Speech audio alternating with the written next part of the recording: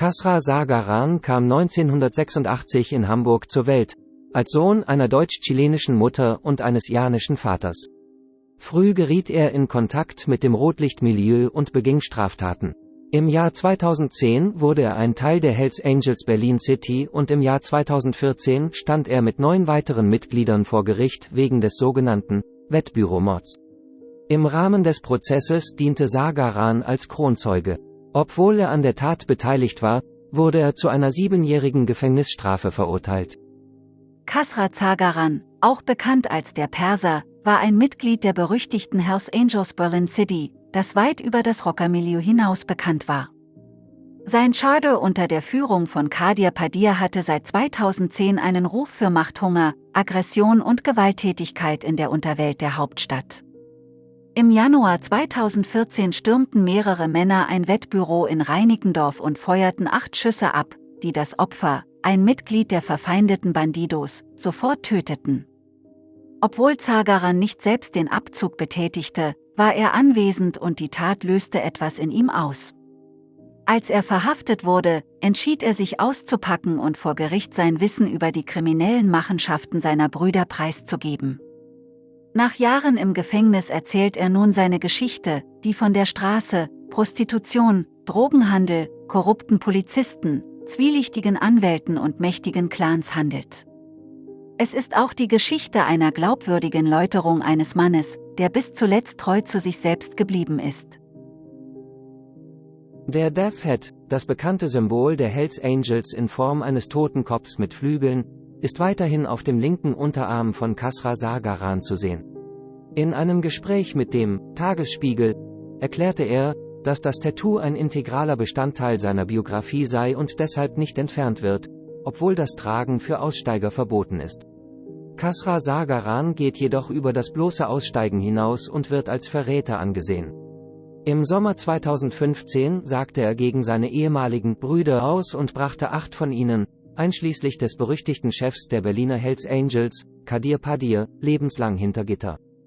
Kasra Sagaran war Teil der Rockerbande, die im Januar 2014 den Auftrag zum Mord an einem Bandidos-Rivalen in einem Berliner Wettbüro ausführte.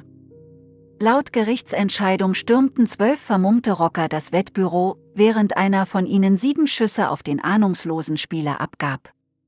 Die Tat dauerte lediglich 25 Sekunden und wurde als Wettbüromord bekannt, da sie durch ein Überwachungsvideo dokumentiert wurde.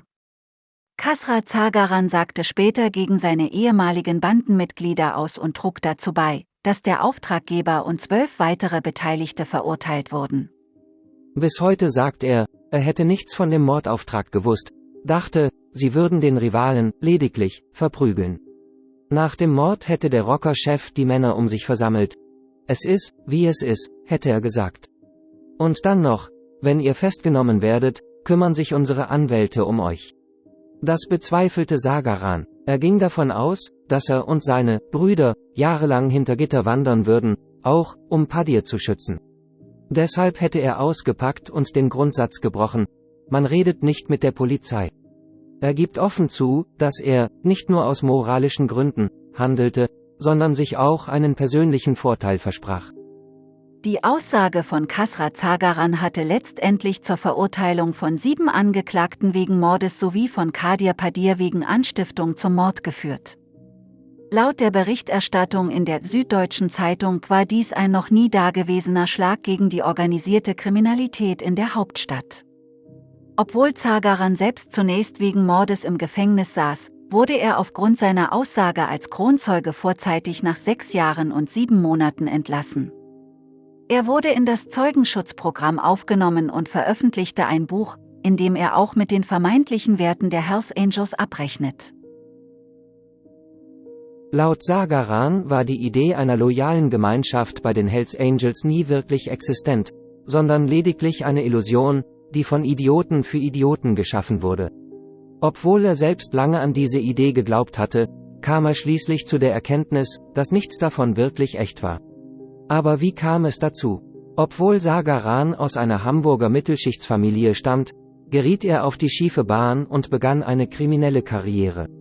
Gegenüber dem Tagesspiegel erklärte er, dass es 3 Arten von Männern gibt, die sich für eine Mitgliedschaft in einer Rockergruppe entscheiden, Sadisten, die andere gewaltsam dominieren möchten, Kriminelle, die ihre illegalen Machenschaften absichern und viel Geld verdienen möchten, und diejenigen, die auf der Suche nach Anerkennung und Zugehörigkeit sind.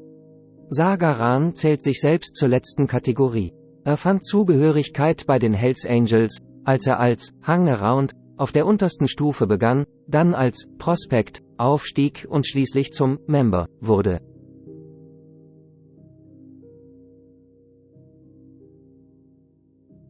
In seinem Buch berichtet Sagaran auch von dem Aufnahmeritual bei den Hells Angels. Er wurde zu einer Besprechung ins Clubhaus gerufen, wo ihn alle Mitglieder auf einmal attackierten und schlugen. Für ihn war dies ein Triumph, da er nun ein vollwertiges Mitglied war. Sein Buch gewährt einen seltenen Einblick in diese abgeschottete Welt und ihre kriminellen Aktivitäten. Es geht um Themen wie Prostitution, Drogenhandel, Korruption bei der Polizei, fragwürdige Anwälte und mächtige Clans. Sagaran gesteht dem Tagesspiegel, dass es auch ganz anders hätte ausgehen können. Wo er heute lebt, möchte und kann er nicht preisgeben. Sein Leben sei jedoch ruhig, bürgerlich und normal.